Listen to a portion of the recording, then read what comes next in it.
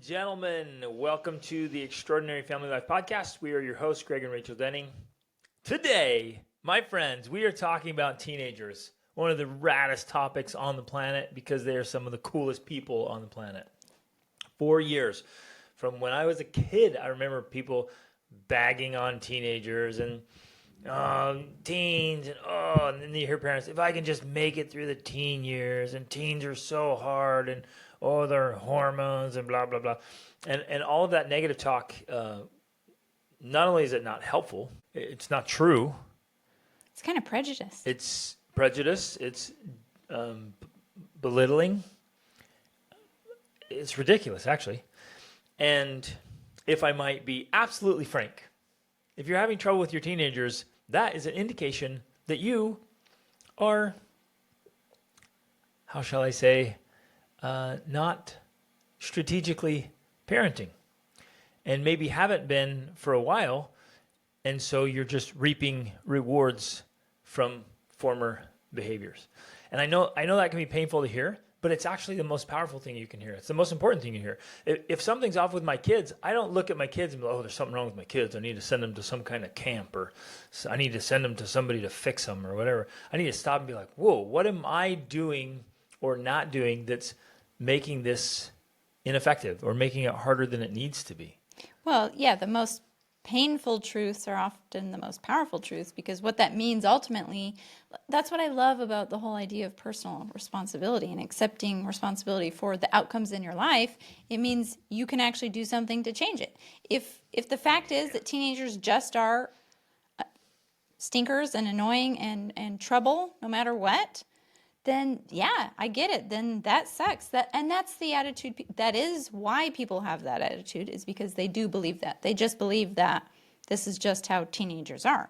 Because they don't understand that there's a lot more that we can do as parents to make the teenage years actually enjoyable and something that you love instead of something that you loathe. Exactly. And it should be something we celebrate, enjoy. Yeah. It should be a stage and a phase of life. It's some of the it was amazing. It is some of the funnest times of parenting. Yep. I mean, sincerely, I believe that, because that's when your children actually start, from my experience, become your friends. Because before that, they're your children, and you have to take care of them, and they are dependent on you.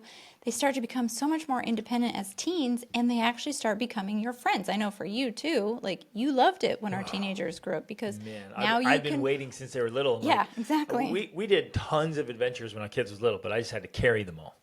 And I just remember, I loved every bit of it. I loved carrying them. I loved baby adventures. I loved toddler adventures. I loved little, kill a kid adventures.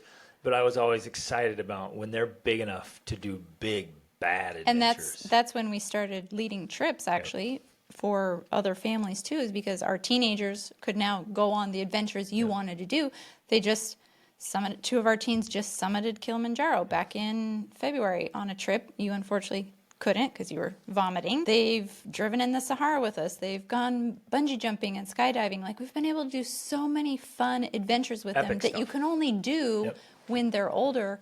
And again, the friend part of it, like, they truly have become our friends, people we want to hang out with, people we want to spend time with.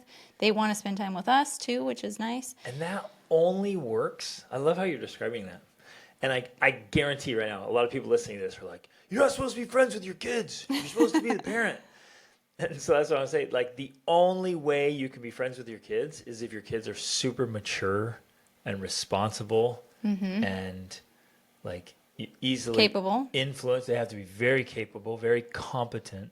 They have to be well-rounded. They're respectful, and they respect you. Yeah. Well, and they understand life, and they understand rules and laws and accountability. Then you're not babysitting. You're not fighting with them. You guys, we have zero. And I'm not over exaggerating. I'm like, we have zero concerns or problems about our teens. Zero. Like, there's no issues. And the only way that works. We currently have, well, not technically 5 teenagers, because 2 of them are now in their 20s, but barely we had 20 4. now. We had 4 teenagers at once, and now We have 3. But yeah, this is confusing. We have 5 young adults. Yep. Some of them are teens. Yep. And if teens, and I would say the majority of teens, at least in our culture, are still childish. Mm-hmm. And so that friend stage, if it ever comes, it comes much later.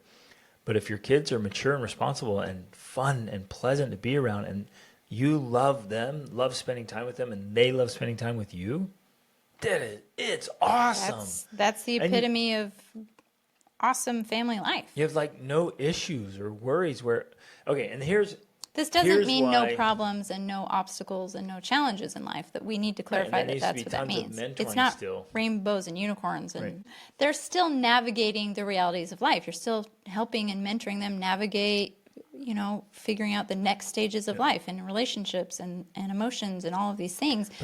But it's want not that. When it's ideal, they want it. They come to you. They're like, hey, I want the next level. I want to be better at this. I want to be better at this. I want to learn these skills.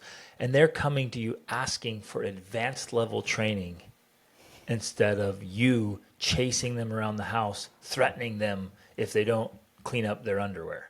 Or even worse, like trying to keep them from drugs or alcohol or horrible behaviors or addictions. Yeah, literally our 17 and 19-year-old, who are the oldest still at home. Then we also have a almost 14-year-old at home.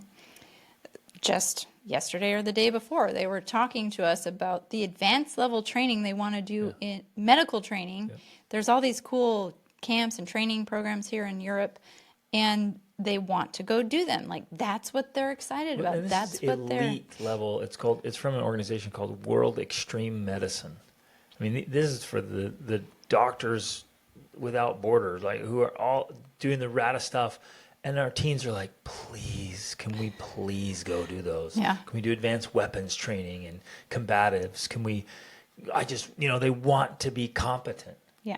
They're chasing this stuff and they're just reading books like mad on their own accord. They get up and we work out hard every single morning with my 3 teens and I. Yeah. And the little girls come in too.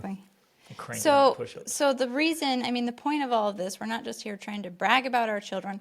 We're trying to paint a picture and a vision of what is possible, because I don't feel like we're anomalies. Like, we're not some aliens from another planet that are doing something humans can't do. We are human beings. Like, we came from normal families, normal teenage experiences. I was the epitome of a horrible teenager. I literally was. Like, I was rebellious. I was disrespectful. I was rude. I was contentious.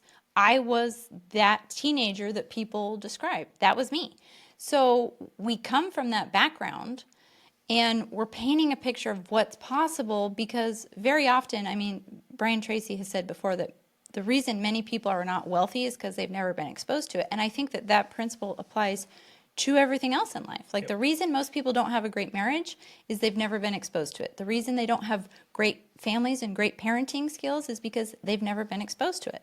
So exposure and a vision of what is possible is the first step. You can't create something that you don't know exists. Exactly. So we want to paint this picture and share with you so that you can see what is possible. Exactly. And if you're just looking around your neighborhood, talking to people in your local school area, and they're complaining about teenagers, and you're like, well, no, my teens are like, yeah, me too. I'm like, I guess that's normal. Yeah, teens, they're just tough. Oh, it's so hard. And you're in this little bubble. Your own little bubble is wherever your little area is, whether it's your little corner of Arizona the world, or Connecticut or Oregon, wherever, and you're just sitting there in this little demographic, and my teen too. Oh, my teen too. And I hear you sit around telling these horror stories about teenagers, and you just think, well, that's the way it is. Yeah, and that's just not true. That's just the way it is in that little group. It doesn't have to be the way it is. Of course, it is the way it is for many people, but it doesn't have to be that way. Right. So that's what we want to talk about today, is like, how do you get something different? How do you create better relationships? For those who might be saying, well, you guys are just lucky. It's not luck. It is not luck. It's strategy. It is not hope.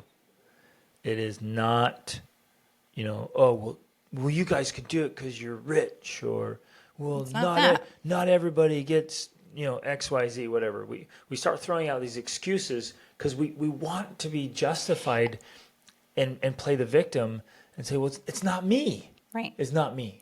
And it's not, and we can even say it's not genetics. We weren't just lucky to get great kids, because first of all, we're talking about at least 5 of them here, and we've got consistently similar outcomes, and not the same, because they're not all the same person, right? And our oldest is adopted.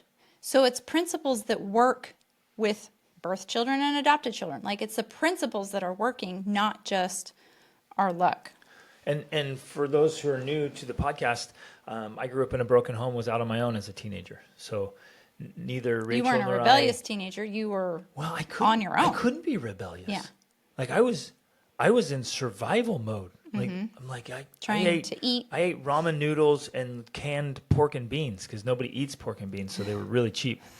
So like I literally was just surviving, and it was good. It was a wonderful experience because as a 16-year-old, just out living in rough neighborhoods, trying to get a job, just trying to absolutely broke and timid and shy and insecure, and I was living in areas where all the teens around me were drugs and alcohol and sex and violence and vandalism, all kinds of crime. I mean, I was surrounded by that stuff. And I'm sitting there, I'm like, I can't do that. I don't have time for that. I can't afford it. And it has consequences. I'm sitting there thinking, like, if I do that, there are consequences to that. Like, I'm still trying to figure out how to buy my next package of ramen noodles so I eat tomorrow. Like, no. And then I was looking around in the neighborhoods I was in. I was like, this is horrible. Like, I don't want to live here. And there are people that were in their 20s and 30s and 40s, 50s and 60s in these neighborhoods. And luckily, as a 16-year-old, I was like, I'm not spending the next 40 years like this. Ain't no in the world. Like, I'm not going to do what they're doing. So I only want to paint that picture so that none of you think, well, okay, if you two just came from these wonderful families and you have this advantage in life, you had parents that showed you how to raise teenagers. Neither of us had that. And we had to figure this stuff out. And we were very deliberate and strategic about it, and that's why it works. And so if we can do it, you can do it. Anyone can do it. Well, and plus, to explain the process, too, it was very much a trial and error, and we figured out things that worked by experimenting and then did more of those things. So it's not like, there was no mistakes and it was perfect the whole way and that we never had any conflict. That sort of stuff happened, but we were able to be strategic in figuring out what worked and what didn't, and then to stop doing the things that didn't work and start doing more of the things that did work. So by the time our second teen, our third teen, our fourth teen, now our fifth teen, we're like, okay, we know what is working, and we can get more consistent results with it because we figured it out, right? And that doesn't mean we know all the answers, I guess, but we figured out a lot of things. Right. That I would say is our super simple superpower that we can share with anybody. It can be anybody's superpower. Literally any person on this planet, this can be your superpower. Those of you listening, like it's like we just kind of hand it to you. It's not ours to give. I mean, anybody can access it, but we're kind of hypothetically just handing you, like, here's this superpower, use it. And it's just what you said. It's like, just notice what works and do more of that. Notice what doesn't and do more of that. Now, noticing isn't just enough. You have to research it. You have to study. You have to practice. So when you get out, and do this with everything in life, when you get out and you try a lot of things and you try them quickly, and you try to implement a lot of strategies, and you're watching and really paying attention, you're being deliberate about what you're doing, you collapse time. So what would take somebody years to figure out, you can figure out in a few weeks because you're just trying a lot of things and paying really close attention. Yeah. Most of us are just rolling along, kind of dazed, and confused, with our fingers crossed, hoping our kids turn out. The funny thing I have observed with people and parents is that it's like they have no sense of urgency. Right. I have noticed that people will realize there's some issue with their child or their teen, and yet they take no action on it. They do nothing about it. They might reach out and ask a question, but then when it gets right down to actually taking steps, they procrastinate or they dilly-dally or they never make a decision. And so months and years will go by and they never do anything to actually try to make a difference or to solve the problem. I think that is one of the fallacies that many parents face, is that they just don't have any sense of urgency about, I need to do something about this and I need to do it now, not tomorrow, not next week. Like, if there's something that's a potential disastrous outcome down the road, and that's another thing too, like, we have learned to pay attention to the warning signs, that there's a train wreck coming at the end of the road, but if you can pay attention to the warning signs before that wreck, too many people wait till the wreck. And then that's when we get the phone calls about my child attempted suicide, or they did this or this or this or whatever, all these horrible things that we don't want to happen. They wait until then, rather than our approach has always been to pay attention to the warning signs, which are the small things. Like unless you have a good relationship with your teen and they are healthy and happy, everything else is pretty much a warning sign. Really. Like all of the behavior issues you're concerned about, those are all warning signs. Yep. So pay attention to them and take action now instead of waiting for it to go away or to resolve itself or whatever. That's an approach we've never used. We don't wait for those things. Right. We just, that's a warning sign. What can we do about it today? One thing that a lot of good parents don't realize is that the warning sign that they often mistakenly assume is normal behavior. Mm-hmm. Like, that's normal, tween or teen behavior. And I want to emphatically say today, there's some things that are. Yes, there are some things that are normal. Like it's normal for an 11 or 12-year-old to want to do nothing. Right. Especially boys. 11, 12, 13. Yeah. They're in this phase of anything that requires effort, I'm out, right? But expecting them to just grow out of that on their own, that's actually not normal. Yeah. You have to intervene in order to change that behavior, that temporary behavior, which can become a permanent behavior. So then they're 30 and sitting in your basement and still don't want to do anything. Right. And rudeness, disrespect, like strange behaviors, like sleeping in way long and staying up super late, and you gotta start distinguishing what are the warning signs, the ones that have to be addressed immediately and do something about it. So I would plead with all of you, do not procrastinate, don't hesitate. If you see anything that's off, take action on it immediately and keep taking action until it is resolved. Now that's it has to be done in the right way. Exactly, that's where I was going. There's an art and a science, because if you're just I have to take action, and you just start pushing, being a dictator, you'll push your kids right out of your life for good. You'll actually create the very thing you don't want. You'll cause more problems. Sometimes the action you need to take is actually on yourself.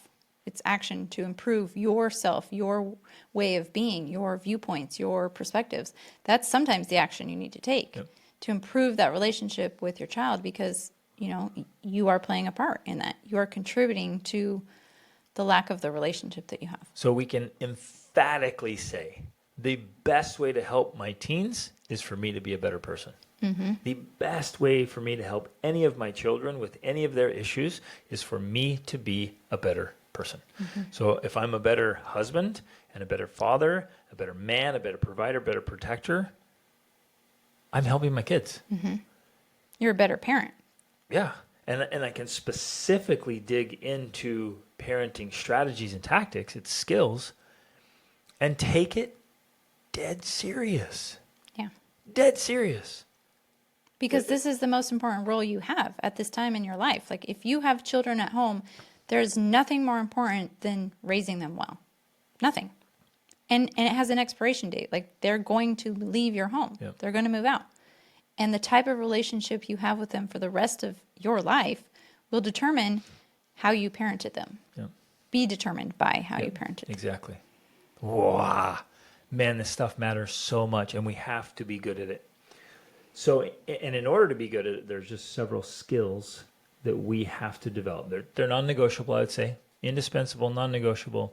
You've just got to get good at several things. Well, and I want to interject for a second.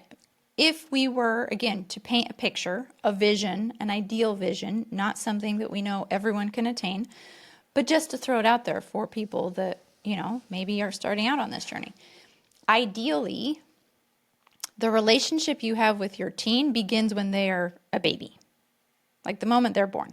That's when it begins. So ideally, you are going to have an advantage if you realize that and you work on having that relationship built from the very beginning. We even talked about in one of our recent podcasts, like the importance of under the age of 1 year for sure, maybe even 2 years, being there immediately to meet their needs, not letting them cry it out, not letting them, scream and cry themselves to sleep. All of those things actually do make a big difference in bonding with them and in their psychology, being able to trust the people around them to know that their needs will be met when they need those needs met. And we may not fully realize this, but often children rebel as teenagers because of things that occurred in their early years, like even the fact that they didn't have their needs met as a baby. And we think that that's not connected, but it actually is. Yeah. It's very much connected. It's imprinted in their psyche, yeah, in their it physiology. Absolutely is. In fact, if we want to go really deep here, this is for another podcast episode sometime, but it's even before that. It's what you're thinking, eating, feeling, how you're living while you're pregnant for moms. And even before that, this is going to sound crazy, but it's so profound. This is called epigenetics. It's the condition of your mind and body when you conceive the baby. What you contribute in the seed and the egg, in the DNA, often has to do with the quality of both your psychology and your physiology at the time of conception. Yeah. And this sounds crazy for people. Like they think, no, how can that be true? But we started having an inkling about that with each of our children. And I think one thing that proved that to me was actually with our adopted daughter, because there was a time in her teenage years when we felt, again, willing to do whatever is necessary, we felt like she needed to get a brain scan. And we had learned about Dr. Amen and all of the work he has done with the brain, which is amazing.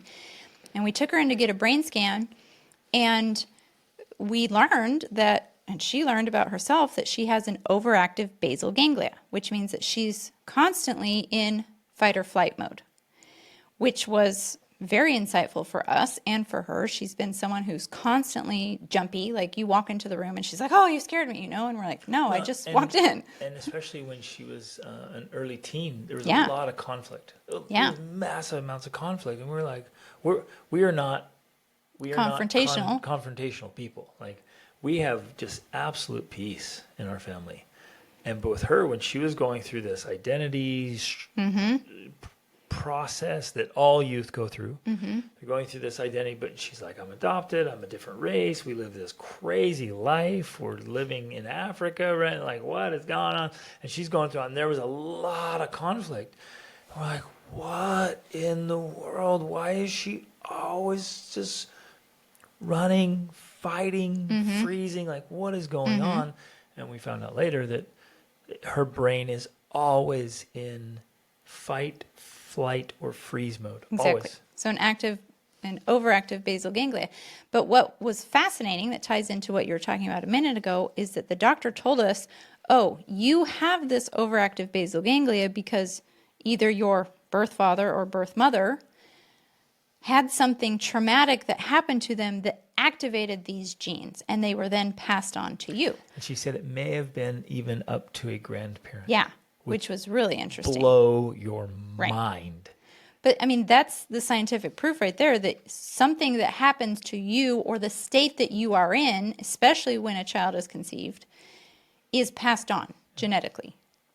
So that's the big picture there. Don't lose hope. Yeah, don't lose hope. Like, great, there's no hope with my teenagers because my grandparents had traumatic experiences. Like, no. Or I messed up when they were kids. That's not true. All of this can be improved. But it's important to see that can play in, because I know for us and our relationship with our daughter, that was so helpful for all of us to have that understanding, to realize, oh my gosh, once she realized that she had an overactive basal ganglia, it was easy for us to then have those conversations of like, okay, wait a second, you're feeling upset right now. Is that because of your basal ganglia, or is there something else going on? And then she's able to then have a framework of understanding about what's happening. And it's so helpful for her, and it was so helpful for us. So it's good for us to know those types of things that might be going on, because otherwise we're thinking, I have no idea what's wrong with this kid. Yep. I don't know what to do with them. But when we have understanding, even going back to that sort of stuff, the genetics, then it helps us to be able to come up with a strategic plan that helps us to get the results that we want and the results that they want. Our children want to have good relationships with us. Yep. That's what they want. Never ever underestimate how much your kids want to please you. Exactly. They do. And so we just have to do our part to make sure we're not pushing them away. Yep.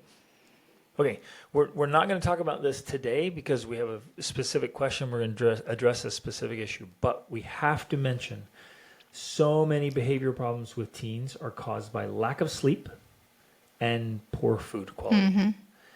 If you'll just improve how well they sleep, make sure they're getting good sleep and enough sleep, and make sure they're eating good food, the vast majority of behavioral issues and problems and weird stuff just go away. Including It's depression. Just because they're tired and their brains are starving. Yeah, including depression and anxiety. We, specifically our oldest daughter again, but I think that this is true for all of us, myself included. If she does not get enough meat, specifically red meat, she literally will start to feel depressed and anxious. Well, and that's true. Well, there's tons of research on that. They said that low-fat diets are a major cause Or contributor. And contributor to depression. Yeah. And it's just like our brains are either starved because we're not getting enough fat and protein, or we're poisoned. Yes. We are literally being poisoned, especially in the United States. We are being poisoned by the so-called food that's being sold to us in grocery stores, gas stations, and fast food restaurants. Yeah, it exactly. is insane. Well, especially all the seed oils. Like the seed oils are just toxic, and that's in every fast food restaurant and in most of the food in the grocery store. And the food dyes, most of and the restaurants. Syrups. Yeah. Just All of that is garbage. contributing to poor mental health. And you might be sitting there thinking, like, what? No, how could high fructose corn syrup be causing my kids rebellion? And you're like, well, it's messing with your brain. And, okay, here's the best way. Just step back. When you get hangry or tired, are you less patient? Are you more reactive? Do you think clearly? And most of you know this because you had a kid up all night or something's happened. Just skip one night of sleep and don't eat. And let's see how clearly you think. Let's see if your How behavior, patient you are. if your behavior is aligned with your ideal self. Yeah. Let's push your limits a little bit. Yeah. Let's put you under a lot of stress, a lot of pressure, and then I'll be like, well, why aren't you behaving like your best self? Exactly.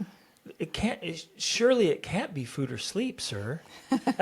And we all realize, like, oh, yeah, it's just happening on a different level. So your kids are just living on Mountain Dew and Doritos. And staying up late and sleeping in. And you're wondering why endlessly. they have bad behavior. And you're like, what am I doing? You're like, well, there it is right there. Right. Anyways, that's a different topic we've covered before and we'll cover again, I'm sure. But that's a fundamental issue. So start with that. Get that cleaned up. And to paint this picture here, because we talked about our teens and this vision of what teen life can be like, we do have to clarify that in order for it to be that way, there are a lot of fundamentals that we have in place that just help things to go a whole lot smoother. That's one of them. Yep.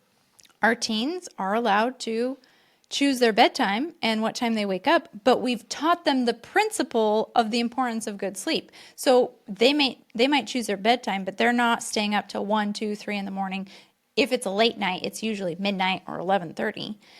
And then they wake up when they're rested, but they're not sleeping in till noon or 10 or 11. So those are foundational principles that are playing into all of this because that directly affects behavior. And the behavior why can't I think of the word? The behavior affects our interactions together as parent and child. Yep. So there's certain things like that, as well as the thing I mentioned before about building that bond with them while they're young, that directly is impacting the relationships. Now, if you didn't do that, if you had a rough baby and child rearing phases, it's not too late. You can still build those bonds, but it is going to take more work because we have to understand, and I want to go over this really fast because I think it's important, the emotional bank account, because that's going to really play an important role in the relationship with your teens. And essentially the emotional bank account is whether or not the needs of your child are met. if they're met and you're meeting them, you can have capital with them. You have emotional capital. You have money in the bank, so to say. But if their needs were not met when they were children, they're also hungry, tired, depressed. They literally have a negative balance. They're overdrawn. And it's going to be so much harder for you to have the relationship with them that you want. And, as we'll get to in the question here, to be able to ask them to do things. Yep. Because you literally have an overdrawn account.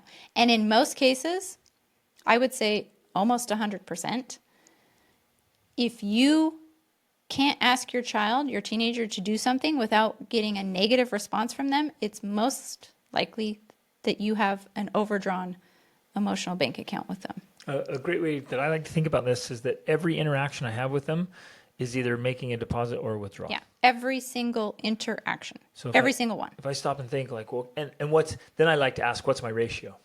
Mm-hmm. And it's easy to get a very low ratio of deposits and a very high ratio of withdrawals. Yes. And this is important to understand. It doesn't necessarily have to be a negative thing to make a withdrawal. Me asking them to wash the dishes, that can be a withdrawal because it requires emotional capital. I have to have a positive balance in the account to be able to ask them to do something for me. Yep. Even though we think as parents, they should just do that. They owe me. Like, I've given them so much. I've given them everything. They should just do it just because.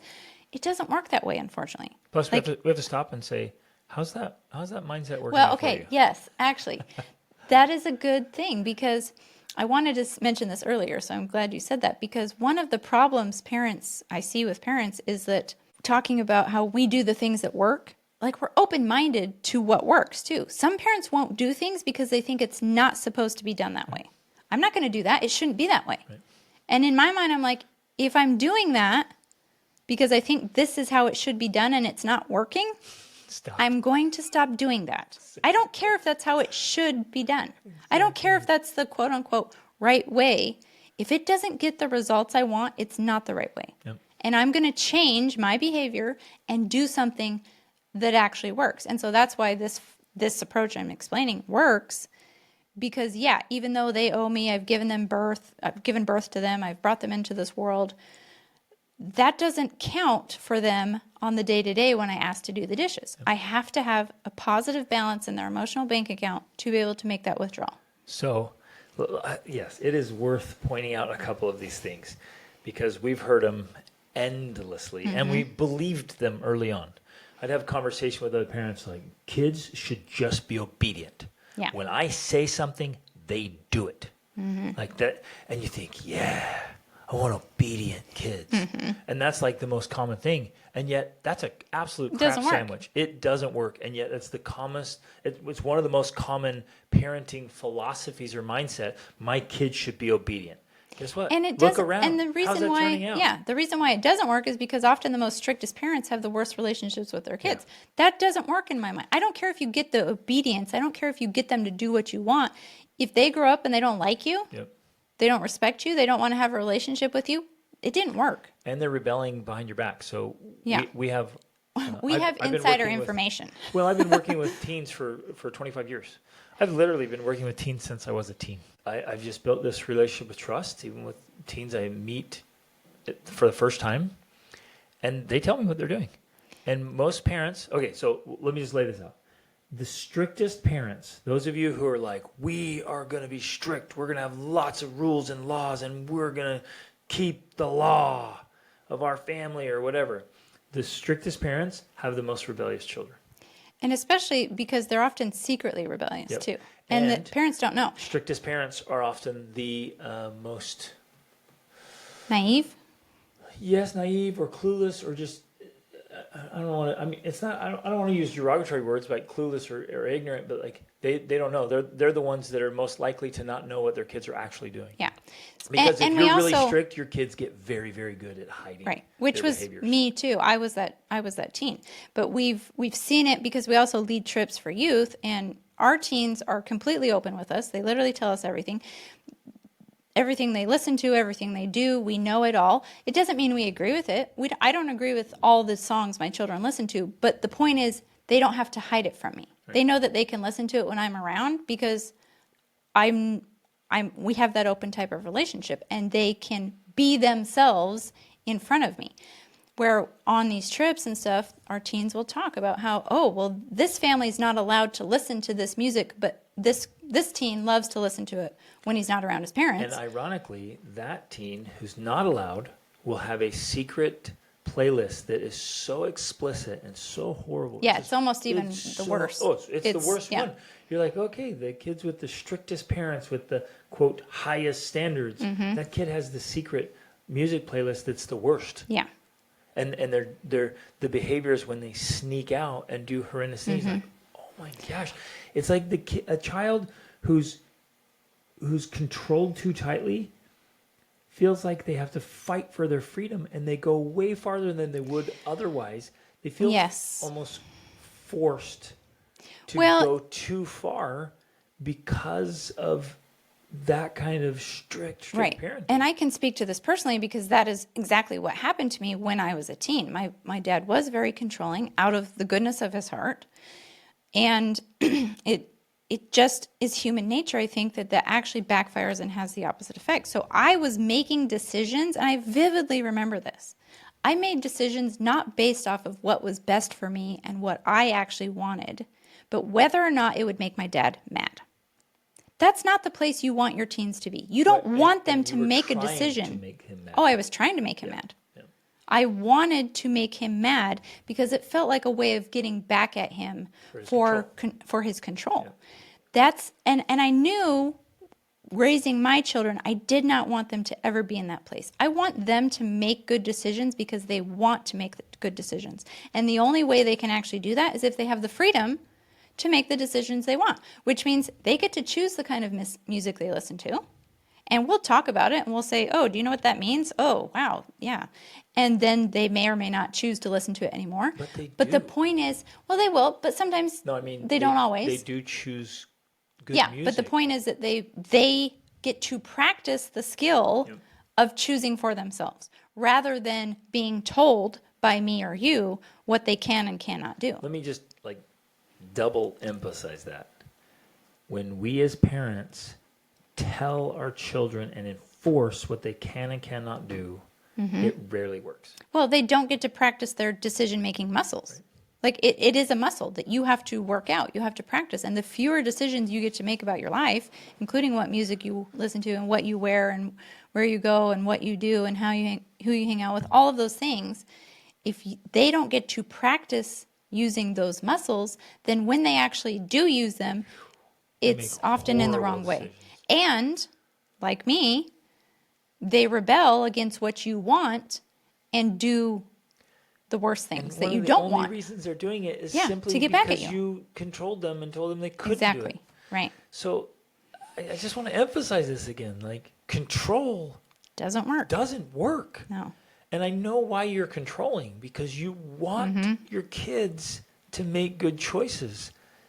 But you forcing them to make a good choice is not the same as them making a good choice. And it often pushes them to make the wrong choices. Exactly. So your inadvertently, desire, it's collusion. Yeah, exactly. You're inadvertently contributing to them making the wrong choices. So in a very real way, you are a dictator.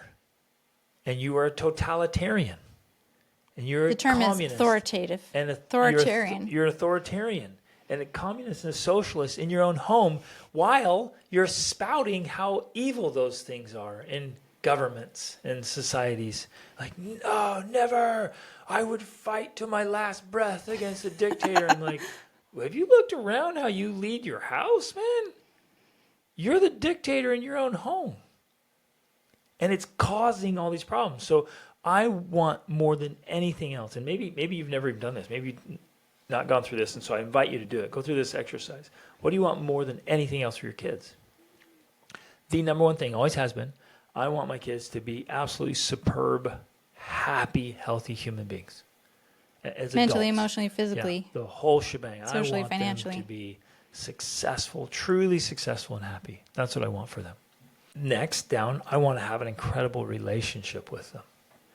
And in that, I want to an adult friendship ultimately. Yes, I want to be great friends as adults with my kids, but I also want to be their mentor. I want them to want to come to me for advice and counsel and like come seek guidance and bounce ideas off me, even to tell me, hey, I made a terrible mistake. I want them to come to me openly and build this beautiful relationship. And so wanting those 2 or 3 things the most, more than anything else, I got very strategic about what actually works to create those results. Not what I heard about, here's another example. Kids just have to work around the house. Like, I do all this stuff, so they have to do their part, and they're going to do it, and there's no choice. It's like all day, every Saturday, chores. Right? I hear this stuff, and I look at them like, how's that working out for you? Like, oh, it's great. Everyone does chores all day, every day, Saturday. We get so much done. It's great. I'm like, well, what do your kids think about it? Are they willingly helping out? Are they just counting the days until they get out from under your thumb? Are they, again, we have to stop and say, how's that working out for you? You have these strict ideas, these really fixed mindsets about how things are supposed to be. And the vast majority of the time, it's not working at all. So ultimately, if it's not working, if what you are doing is not working and it's not getting the results you want, then it's time to be open to other things. Yep. Let's get to the question. That was a long time to get the question, but that's okay. It's all very important stuff. And on and on. Like, when we got to get to the question. And all of this is we've already read the question. So everything we have said is very relevant to the specific answer. Yep. Right. So the person who asked the question may be listening to this and be like, whew, okay, there's lots of answers already. One more I have to pull in, though, as you pull up the question. Screen time is, we just finished, and we talked about this, but we just finished the anxious generation. And specifically, he says in there that social media is causing mental illness in our teen daughters. Specifically, it's worse for girls than boys. And he used the word cause. It's not correlation, it's causation. Social media is causing mental illness in fact, he has the data daughters. that shows from the time that essentially social media apps and selfies came out in 2010, since then, depression and suicide in teens specifically has just gone through the roof. And he's saying that video games are causing our teen boys to be less successful, meaning they're less developed, they're less engaged. They're not succeeding. Less risk taking, which is actually a good thing. Right. So right there, just boom, it's one of those other fundamentals. If you have teen boys or teen daughters, you're going to have one of them. If you have teens, video games and social media specifically are causing serious problems. So if you want to avoid problems, you want your kids to be healthy and happy and fit with all these other things, even with this question, you've got to remove those other things that are literally causing problems for our teens. Yes. Or not introduce them in the first place. Yep. Okay. I just want to rant about that. Well, what do I do? I know. We need to do a specific episode about that. The video games out of my home. How do I get the consoles out? I'm like, take them skeet shooting. Throw that console up in the air and send a 12 gauge right through it. People think that we're kind of funny and joking about that, but often we're not. We are willing to, with fun and a good attitude and playfully, do those types of things. We are willing to make a statement to our children. Like, we never had a console to shoot, but if we did, you would. And I would give $100 bill to whichever of my kids would hit it. Yeah, we'd let them shoot it. Here's a $100 bill. I'm giving you the 12 gauge. Obviously, I'm going to teach them how to use it, first of all. Then I'm going to throw that console up in the air. I'm like, any one of you who gets it, and I'll keep throwing up pieces until I'm out of money. And the console's demolished, like $100 Exactly. for whoever just destroys this sucker. Right. So you make it fun. They get a reward out of it, but they get a lesson. Like, this is how I feel about this trash. Right? It's gone. Absolute garbage. My children, classic, but they go to church and they get a bag of candy. Like, every time we go to church, my kids get candy. I'm like, wow, what is this? But one time they got a huge bag of Skittles, like giant. I immediately cut a hole in it and I poured it down the toilet because I said, this is where candy goes, down the toilet. And people think that's extreme, but I'm like, no, I'm teaching you. This is an object lesson. I want you to know how seriously I feel about these things. And so we are serious about that. We show them and we make it fun showing them how we feel about certain things. So it's extreme, but it works. By choice, our kids don't eat candy. Yeah. And they don't eat garbage, and they don't play video games. And when they do, because they'll occasionally choose to, and they will come to us and be like, oh my gosh, I honestly feel sick after eating that. And we're like, Yep. yeah, well, that's good. Good that you're learning that. Okay, here we go. Question. One topic about teenagers I didn't get to ask. We have a 28-day challenge where we have coaching every week, and so we were talking about this, but this one didn't get asked. When you have a teenager who's generally a good kid, but when it comes to me asking about them to do something, they won't do it. Sometimes they're openly defiant. Anytime I come back to ask if it was done, the excuse is, I didn't hear you. Or I ask them to do something and they say, okay, and then they don't do it. I'm at a loss as to what to do. Whoa, that's like right out of a parable in the New Testament. Yeah, exactly. If a father has two sons and asks them to go work in the vineyard. One says, no, I won't, and then does it. And one says, yes, I will, and doesn't do it. Exactly, right. Now I lost my place. Oh, I'm at a loss as what to do. I'm trying so hard not to lose my cool. They're super introverted, so taking away friend privileges is not a big deal. Let me finish. Okay. Yeah, because I've got lots of thoughts too. But they don't do much all day. They aren't really motivated towards anything. The only thing they love at this point is ballroom dance, and that doesn't start until the fall. I hate to turn everything against them as a punishment, but I don't know how to hold them accountable. Any advice? Okay. First of all, don't turn anything against them as a punishment. This is, in my mind, it's an error in the approach, not in consequences. Sometimes I think, let's circle back. Yeah, So that's a good thought, actually. Most parenting fixed mindsets are heavy consequences. Discipline equals punishment. You get the punishment. You get the consequence. And we come up with anything. Like when I was growing up, and I know in your I house, got grounded. it was the grounding for months. Like there was some infraction, like that's it, you're grounded for months. You're like, what does that have to do with the infraction? Well, nothing. I'm just angry. So you get timeouts or spankings or whatever. I'm like, wait, hold on. How in the world can you even in your mind make any remote connection from the relevance of this action and this consequence? Right. So, yeah, that's one. Back to these fundamental foundational pieces that we have in our approach. One of them is I never think of punishments. Right. Like, I never think that I need to punish my children. That's just not in my mindset or my vocabulary. I am not trying to punish my children for anything. And why? Because punishing doesn't work, for one thing. There you go. That's why. But that is like one of the most common parenting strategies. Right. Punish your kids. Right. And for many people, disciplining just equals punishment. Like you're trying to find a way to discipline them or to punishment. To me, the only thing I'm trying to do is make connections. I'm trying to make real world connections so that they understand the long-term outcomes of their choices.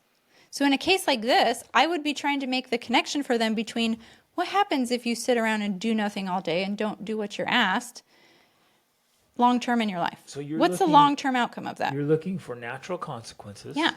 And connected consequences. Cognitive connections. Yeah. So that in their heads they understand the connection that makes between sense. their actions Right. and behaviors and choices and attitudes and the outcomes. Right.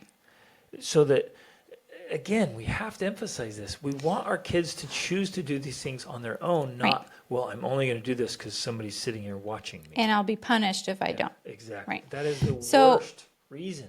So I don't know this, the exact specifics, but in my mind, in this case for me, if say I'm asking them to do the dishes and they don't do it, or they said, I didn't hear you, not as a punishment, but the next time they came to me and they said, what's for dinner? I might say like, oh, I'm sorry. I didn't hear you. You wanted food? Wait, did you expect me to feed you? You wanted me to feed you? Wait, what? Well, I asked you to do the dishes and they didn't get done. So I guess I'm not going to hear you when you ask for dinner. It's a playful way of And we will bringing do it around. We will do it playfully, but we'll be serious of like, Yeah, playfully serious. Wait a minute. You're asking me I asked you to do the feed dishes you? and you didn't hear me, but now you're asking me for dinner. So I'm not hearing you. Exactly. Or- And or I'll just say- we're making it directly connected. And again, because that makes sense, right? A child doesn't want to help make dinner and they don't want to clean up after dinner, but they fully expect to be fed. Right. And so we start making those connections early on. We're like, whoa. If you don't want to help with the get dishes, food. then you don't get to have the food. You don't get to eat. Because we use the dishes to eat food. And if we don't clean them, then we don't eat. Because dishes are the natural consequence of eating. Yes. And so if they don't want to participate in the cleanup, then they don't get to participate in the eating. Yes. And we just start making that connection early on. And pretty soon, guess what? Man, kids are like, oh, I'll do dishes. I love dishes because I love eating. And you start making those connections for them. It's not punishment. It's a natural consequence. And you're just constantly reiterating, oh, wait a minute. You don't want to clean up your room? Okay. Well, you can sleep out back on the patio. Like, fun, I'm taking my bed. No, that's my bed that I bought. So you're not taking the bed. Fine, I'll sleep in the hammock. That's also my hammock. Well, I'm taking a sleeping bag. Did you buy that sleeping bag, son? No, you didn't. Well, fine, I'll just sleep in my clothes. Who paid for those clothes? You put on the clothes that you've purchased with your own money and go sleep out back for a couple nights. And then we'll have a conversation about why it's important to clean up your room.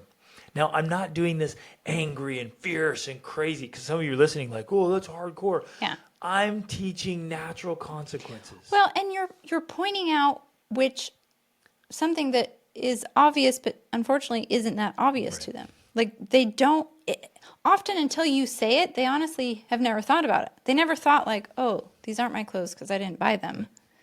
They just grew up and always had clothes and always had food. Yeah, they always had clothes. They always had food, which is as it should be, right? I mean, we're in no way condoning you not giving clothes and food to small children, right?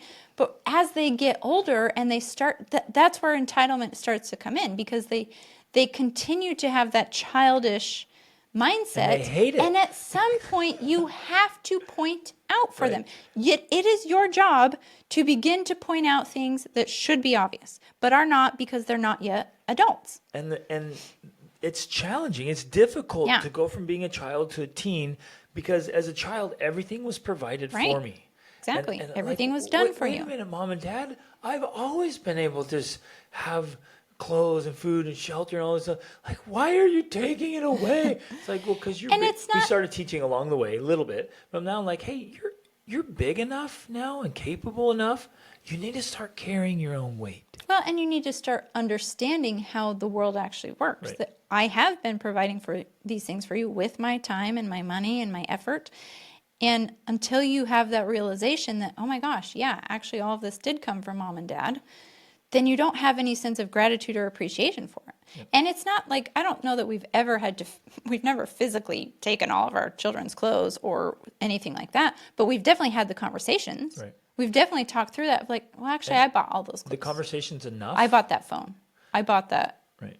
With usually like the worst it's ever, and it's not even worse. Like it was never even bad. It never got bad with any of them because we're teaching them along the way. And then when they push back a little bit, we're like, okay, well, like, how about you just go just go today without whatever. We just picked there was the whole day without it. We used to do this thing called Thor's Day, right? Because our kids loved Thor, and Thor's Day was Thursday. And on Thor's Day, they were required to only eat the things that they bought for themselves. And prepared for themselves. And it was very instructive because they then suddenly began to realize like, oh, wait, I can't use salt? We're like, no, you didn't buy the salt. You have to buy your own salt. That was the coolest day ever. Yeah. They went and bought some things and they came home like triumphant. They went to the store on their own, came home like, yeah, this is awesome. And they start preparing their food. And I'm like, whoa, that's my salt.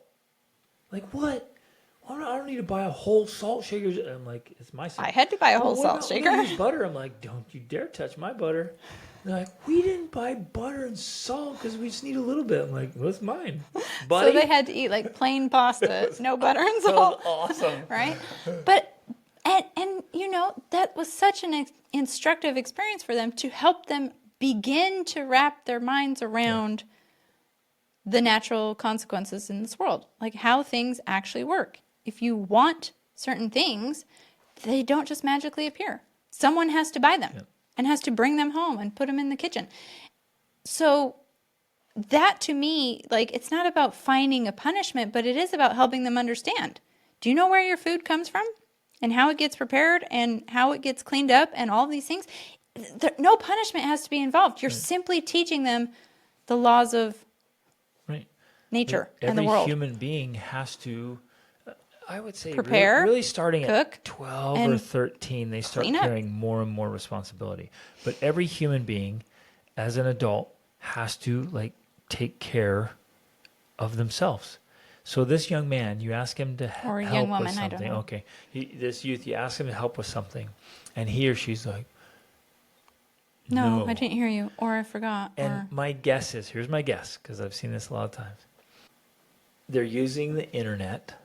Okay, so I was going to get to that actually, because it says in here they're introverted, they aren't really motivated towards anything, and they don't really do much all day. Well, they have to be doing something, because I doubt it that they're sitting there staring at the wall.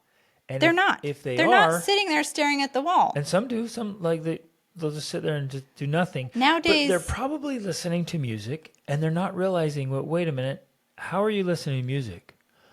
Well, on my phone. I'm like, who bought the phone? Or even on the TV or the Or it's computer. on the Wi-Fi. You're like, who's paying? You're not allowed to use my Wi-Fi. Yeah. Without earning it. So. Oh, well, fine. I'll just sit here. Sit where? That's my bed. That's my couch. Get off my couch. And again, I'm saying this with firmness, but I'll be smiling at my kids and I'll be like, get off my couch. And they're like, fine, I'll sit on the floor. I'm like, that's also my floor because I'm paying for it. I'm just going to stare at the wall. That's my wall. You want to just go outside and look at something God created and get off my property. Go right to the edge of fine, I'll sit on the grass. I'm like, I pay for that grass to look like grass. Go find something. Yeah, go down the street and where there's nobody taking care of it and paying for it. Go sit there. Right? And if you're in a deserty place, like that right there. And I'll take the kids. I'll be like, look, let's go down the desert. Like, this is what happens when nobody's paying for it. Here's nature when nobody's paying for it or taking care of it. This is kind of free. But if you become a squatter, I bet the cops will roll up. So it turns out you have to earn your spot in the world. And with a tactful conversation, fun but firm, it usually never takes more than a conversation or a learning experience. And usually I'll make it fun. Like, hey, let's do something for the next 24 hours where the only thing you have access to is what you yourself have earned. Yeah. Ooh. And so essentially, to boil this down a little bit, all you're doing is you're looking at whatever is happening, because despite what this says about they're not doing much all day, I guarantee you they're eating. Yep. They're going to the bathroom and using toilet paper. Yep. Yes. They're sitting somewhere. I'm sorry, I pay the sewage bill, and you've never once in your whole life paid the sewage. You are not using that toilet. And you don't buy the toilet paper. I'm like, what am I supposed to do? Figure it out. Yeah. But so you're just taking their normal existence and connecting it directly to their actions or lack of them. Yep. You have to make that connection. Yes. And especially if they are doing something with anything you have bought, whether that's a TV or music or devices or entertainment at all, I'm sorry, that's gone. Yep. You don't get privileges without earning them. And the basics for earning them in a family life is you do your part. Doing your part. So, that's it. This is super, super important because, Rachel, now you said don't punish your kids, but then you said take away all their entertainment. That sounds like a punishment. Mm-hmm. Right? There's a clear distinction here. We are not punishing our kids. We're pointing out that all these privileges you enjoy that you think should be, that you're entitled to, are actually available to you if you help carry the load. Right. There's a team load here. Yeah. All this stuff has to be done as a team. So in our house, it's the Dennings team takes care of all these things. Those who participate in taking care of the responsibilities get the privilege of enjoying the other part of the life. Yeah, and so we will have very clear discussions about the difference between rights and privileges. My children have a right to shelter. They have a right up to a certain age. Yeah, and that's not like luxurious shelter per se. They have a right to be clothed with basics. They have a right to basic food. They don't have a right to my nice, expensive snacks and my specialty foods. They don't have a right to that. They don't have a right to eat a meal every time they want to eat a meal. They don't have a right to sit on my couch and do nothing all day. That is a privilege. And so if my children are receiving the privileges without fulfilling responsibilities, they lose privileges. And it's not a punishment, it's just natural consequence. Because if I, as an adult, chose to not fulfill my responsibilities, guess what? I would lose my privileges. I would not have internet. Babe, I would not have water. I would not have electricity. Understand that I you were tired. wouldn't have a house. Yeah. I was tired that day and I didn't want to work. It doesn't matter. That is how the world works. And so we are doing our children a disservice if we don't teach them in our own home that this is how the world works. And that is why so many youth are unprepared to go out into the world, because they didn't learn at home that this is what it works. Exactly. This is how it works. Yep. So if your child, your teen, is having any privileges, that is why they're responding the way they are. Because guess what? That is absolute human nature. If I have everything provided for me that I need, why would I make myself uncomfortable? Why would I go out of my way to do something that I actually don't have to do because I get everything I want anyways? That's all provided for me. Everything I want and need is provided. I don't have to lift a finger. So why would I? Of sitting around doing nothing all day? Well, I'm going to do that then. I'm going to keep doing that. Yeah. So that is actually the ultimate reason they continue to do what they're doing. There's a lot that goes into it. The emotional bank account goes into it. Everything we've talked about before goes into it. But if your children receive all the privileges without any of the responsibilities, that's why they will not do what you ask. Yep. So absolutely. They don't have to. They don't feel a need to. Guaranteed. If you teach them, again, it has to be done with a smile, with fun. Although sometimes it's not. Right. Sometimes you're like, no, I'm serious here. Well, right. You can be very firm and dead serious. I'm kind of chuckling here because I imagine there's some listeners just sitting here saying, like, you guys were just talking about not being dictators and authoritarians, and here you are, you're full-on extremists, like putting your kids in the bare minimum of clothes and the bare minimum of Which food. has actually never happened. Has never, ever happened. Like but we definitely talked about it. Our kids live this life of luxury, legitimately. Well, like, our kids live this phenomenal lifestyle, but it's only because they earn it. They help carry the load. If they ever stop, then they start losing privileges. Yes, they start losing privileges. Like, bro, okay, you don't have to help us out today. That's fine, but I'm definitely not going to feel like I need to feed you. I'm definitely not doing that password on your device so that you can listen to audiobooks. It's not even your device. Like, no, you're not using my device, and we're not giving you the password to the internet because you're not willing to help us. We're not willing to help you. Like, we're in a relationship here now. We're almost like, once you reach a certain age, we're bartering. Yeah. You help me with this chore. I will gladly let you use this device for an audiobook, and I'll actually let you have some of my food and let you use my air fryer to prepare it. Like, we're good, bro. And so because our kids operate like that, we live this phenomenal life. Because it's mutual respect. Exactly. They've learned to respect how it works, how the world works, and how it works in our family because we model it off the world. And so they respect the system, and when they respect the system, they actually then get everything they want. Yep. I mean, I think the perfect example within the last year is our 13-year-old son.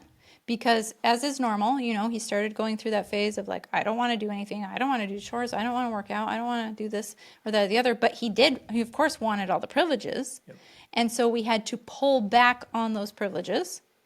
Because that happens, it's just a fluctuation. Sometimes they end up getting all these privileges, and then you're like, why are they not contributing? Why are they not helping there? And you pull back on the privileges. And of course, they put up a stink. That's just normal. Every person is going to do that. They're going to be like, what?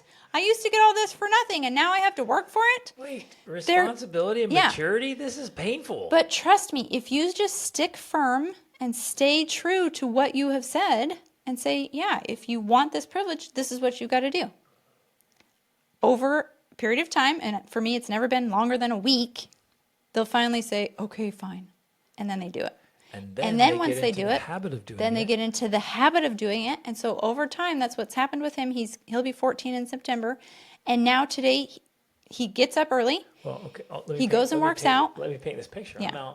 I'm out. I'm always the first one up, and I'm out. I listen to scripture study while I'll go out with my dogs and kind of check on animals and things around the property. And early, I hear the music rocking in the gym. Like, what's going on? It was him. Yeah. This kid who a year ago, it was effort to get him to do anything that required effort. And we knew that all of our kids have been through this phase. So we knew what we were doing and we're working through it. He's in there on his own, hitting it hard. And he comes in, breathing hard, sweating. I'm like, yeah. Well, he has made it through the phase now of no effort, and he's helping out everywhere all the time. And part of how we got him to that was, again, strategy, being strategic, because he lost the privilege of being able to listen to any music, pop music. He wanted to layer on the couch all day and listen to music late, sneaking video games. Yeah. So we removed those options, and that's pretty simple if you're strategic. You put passcodes on the devices and screen time and downtime, and you can lock them down, right? Simple to remove. And then, so specifically, he wasn't allowed to listen to any pop music anymore, unless he was, 1, working out, or 2, had practiced the piano. And for the amount of time he practiced the piano, that's how long he would get to listen to pop music.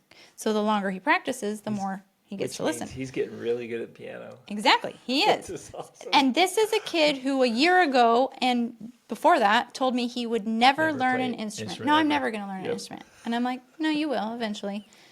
Because if he has enough motivation, then he will. So with that motivation, he didn't get the privilege of listening to pop music, mostly because you have to use a device to do it. And who owns the devices? I do. And it's a privilege. So if you want the music, you have to earn it with action. He also didn't have access to devices unless he wanted to listen to an audiobook, in which case he was required to do chores while he listened to audiobooks. Well, now, today, all the time, the past few weeks, he's doing chores all day long. I mean, this kid keeps our apartment completely clean because he's listening to an audiobook while he does the dishes and loads the dishwasher and unloads and sweeps and vacuums and everything. That's how I get the chores done in our house, because he is listening to an audiobook. But he only gets that because he does the chores. He's not allowed to listen to the audiobook and sit around on the couch and do nothing. That doesn't help him learn to be more responsible and to be more mature. Now, originally when we implemented this strategy, which is a strategy similar to what we've done with all of our teens, there's always resistance. There's always complaining. There's always kind of a huffiness about it. Now, though, it's second nature. Yep. And this is the amazing thing, it's now what he wants to do. Yep. He wants to do these things, because once he gets over the inertia and the resistance of not doing it, then he realizes, like, oh, well, actually, this is something I want to do. It feels better to be more productive. Good to work out. It feels good to clean something, exactly, to make something nice. Like getting up and putting in effort to be responsible actually feels really, really good. Exactly. And right. He's into that now. Yeah. Okay, so with this youth in this very specific question, here's how I would handle the whole thing. I would walk up, I would touch the child on the shoulder or the arm, and I would ask them to look at me. Then I would gently say, will you please make sure all the laundry in the laundry room gets washed, dried, and folded. That might be too much to start with for someone who's not used to doing anything. Okay, so maybe Rachel's unless they've been trained to do that stuff. Rachel's going to be nicer, but I'm going to go in and I'm going to ask that. And they'll be like, okay, whatever. But I am absolutely removing this I didn't hear you crap. And I'll say, son, will you please repeat that back to me?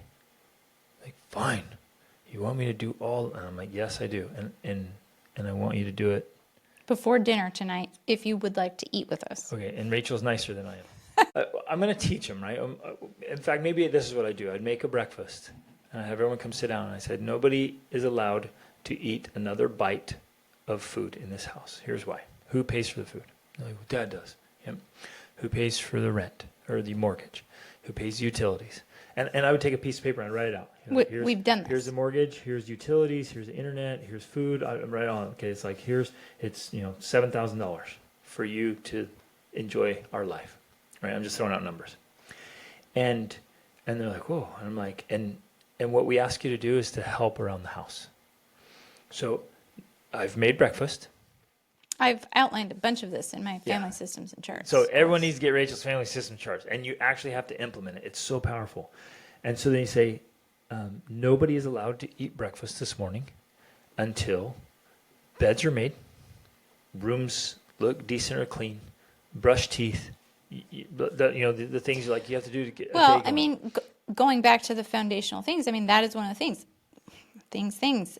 And I teach it in the family charts and course. They are not allowed to come and have breakfast until they've done their morning routine, which includes making their bed, brushing their teeth, grooming themselves, getting dressed. Like, all of those are requirements. Those are their responsibilities to earn breakfast. The privilege of a breakfast, specifically if it's prepared by me, especially. Well, especially, but I'm just saying, my approach is like, all of this food in this house is mine. So you may eat my food if you help me with the Team Denning responsibilities. And so, especially if you take care of yourself as you were supposed to do. Right. Like why am I take care of your bed, take care of your clothes, your space. Yeah. Oh, that's just a basic requirement to start the day. That stuff just kills me. So, okay, specifically, I want to specifically answer this. So I'm like, you're not allowed to do this. And you'll have a kid or two be like, fine, I won't eat. I'm like, well, you're not eating another bite of my food unless you earn it. And I've had this conversation with every one of my children. Like, it's my food. I work, I buy it. You may have some of my food when you earn it. Period. Fine. I'll just fast. Like, okay, where are you going to fast? And I'll go through the whole thing. And if the kid keeps pushing, I'm like this. Again, this is loving but firm. If the kid keeps pushing, I'll be like, you're not doing it on my couch. You're not doing it in my bedroom that you call your bedroom. And on my bed that you call your bed. Like, this is unacceptable. Like, sitting around doing nothing. Like, do you know how much it costs me for you to do nothing? And they don't. That's the point. Yeah. You know, it costs, so many. We figured out for each kid, like at one point it was like $1,300 a kid. I was like, it is $1,300 for you to sit around doing nothing this month. That is unacceptable. Right. You're earning that. Well, and this is the point, because I know that people feel like this may sound harsh, but if we don't have those hard conversations with our kids, who will? Right. That's what I'm trying to emphasize here. They're not going to know this on their own. Right.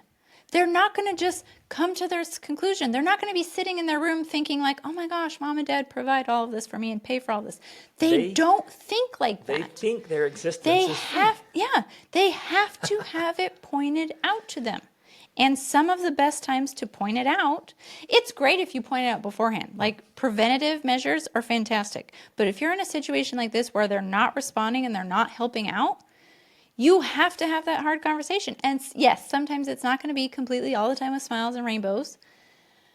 But if you're not willing to have that hard conversation and to hold some firm boundaries, and not in a dictatorial way, but in a, I don't know, like, this is how life The Anatomy of Peace is a great book. Like, you can do this with a heart of peace, not a heart of war. Yep. You don't have to be at war with your children, but you can peacefully, because you love them, say, no, this is how it works. Yep. Sorry, no, I'm not going to do that, because that's not for your best good. Yep.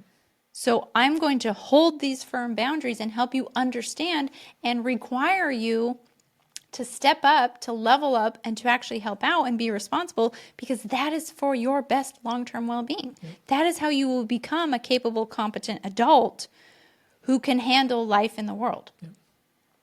That's our job. We are responsible, duty-bound as their parents, to have these conversations and to help them get this understanding. And they need to know, after repetition and example, that it's just absolutely unacceptable to sit around doing nothing.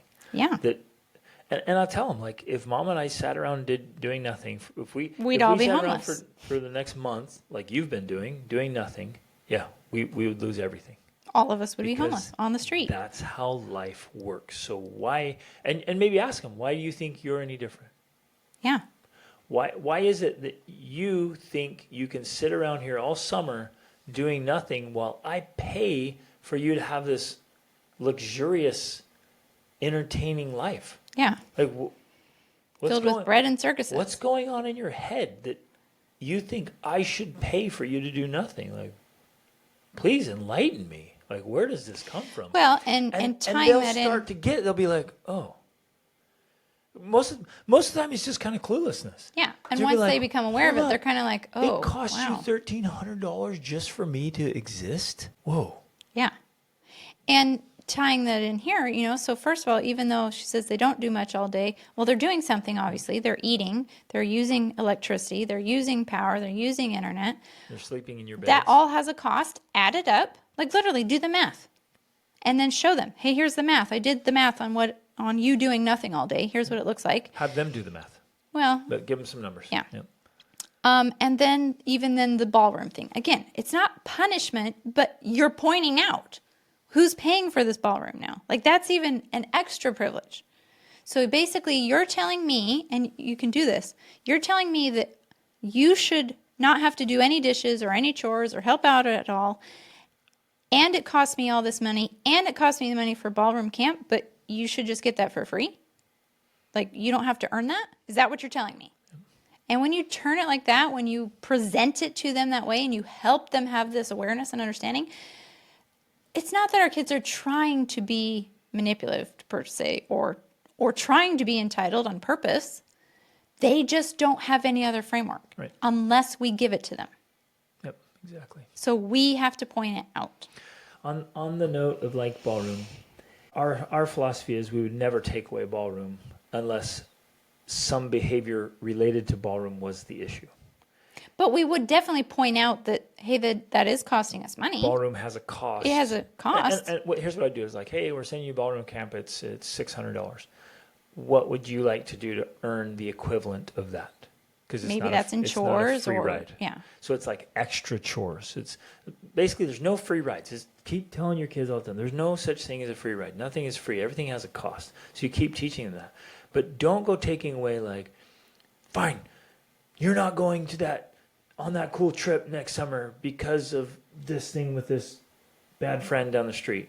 It's like, wait a minute. Why would you take away the life-changing Experiential trip learning because of the friend down the street? Like, you're just reaching for anything in anger and frustration or whatever. Like, the only way to take away the trip is if there's a behavior related to the trip. The only way to take away a ballroom is if there's a behavior related to ballroom. And there's got to be a connection. Generally, in our approach, we don't want to take those things away at all because they are opportunities for learning and growth and improvement. We want them to have those things. And I want my kids to know that. I want you to do all of these things. Yep. But I also don't want you to be a lazy slug, right? I want you to be productive. I want you to grow in other ways, not just in ballroom. So here's a perfect example. We are taking our kids next week to London, this week. Kazakhstan, Mongolia. Oof, we leave in 2 days. And then Qatar.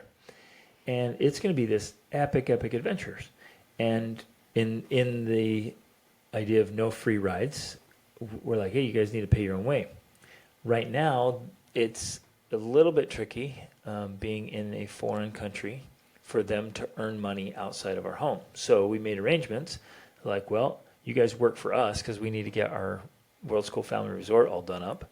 So you're going to work for us doing jobs that need to be done here to get this ready in exchange for the cost of this trip. Exactly. And so they gladly went to work and earned it. And so just look for opportunities like that. And we can pretty quickly and easily remove entitled, negative, bad attitude behaviors. And defiant attitudes. Even better, really lean into a teenager who is helpful and jovial and patient and hardworking and grateful, willing to do whatever you ask. Now, if Rachel goes to any one of our kids and says, will you please do this? it's going to get done. And that's it. All she has to do is say, will you please do this? It's amazing. No fighting back. No, I didn't hear you. No, what, like it, they just do it. Well, and what I love, because, you know, all of our older children, they now teach their younger siblings, and they emphasize this, and they will tell them, I've heard them say, you better do everything mom asks you. She just asks you to do that. And, you know, the younger ones especially will be like, you better do that. You need to do that because we do what they ask. Because do you know how, and they emphasize the point, do you know how much they do for us? Do you know how much they pay for that? They provide this. You need to help out when you're asked. And they are the ones passing on this culture, this idea, this thing. And with love, with sincerity, and with gratitude. They're not doing it very because well. they're afraid of us or something. It's not out of fear, and it's beautiful. It's wonderful. Yeah, it's awesome. And they respect us. So we could do an entire podcast on this. In fact, I think we've done that. I've talked about it a lot. But the most powerful influence you have on your children's life is earning their respect. If your children respect you, they will listen, they will obey, they will follow, they will love you if they respect you. But if your life and your way of being isn't respectable, you're making it really hard for them to respect you. And if that respect is not earned, because that's what I mean. Yeah. Going back to the idea of, well, we think they should just respect us just because we're their parents. Bogus. Unfortunately, it doesn't work that way either. And it shouldn't. It shouldn't work that way. You should not. Nobody just gets respect. Just because. And you're like, well, I'm the parent. So? Well, I wiped your butt. I don't care. I pay for everything. So what? None of that earns respect. Respect is earned. It is only earned. And if you as a parent are not earning respect, you're going to have the hardest time ever getting your kids to respect you and to engage in all these things. So respect is earned. Be the caliber and kind of person that easily earns and gets respect. And everything changes. It's amazing. Okay. Good? Yeah. Love it. That was a lot fantastic. of stuff. Excellent question. Thank you for that. And I just want to reemphasize, the teen years can be some of the sweetest and best years of family life. I've loved every stage. I sincerely have loved every stage. And I love this teen stage. There's so much we get to do. And we're just playing and working at a much higher level now. I mean, I work hard with my kids, and man, I love working hard with them, and they love it. We play hard, and man, I love playing hard with my kids, and they love it. It is such a cool part of life, and you can have it too, listeners, because it's just strategy. It's just formula. It's just skills. And as we work on those things, we can get those same results and outcomes. So don't give up hope of that. Don't ever lose the vision of having your teen years be that way in spite of everything else you see around you, which is not stellar. It's mediocre at best. But you can hold up a higher vision and make it a reality. Okay, love you guys. Reach upward.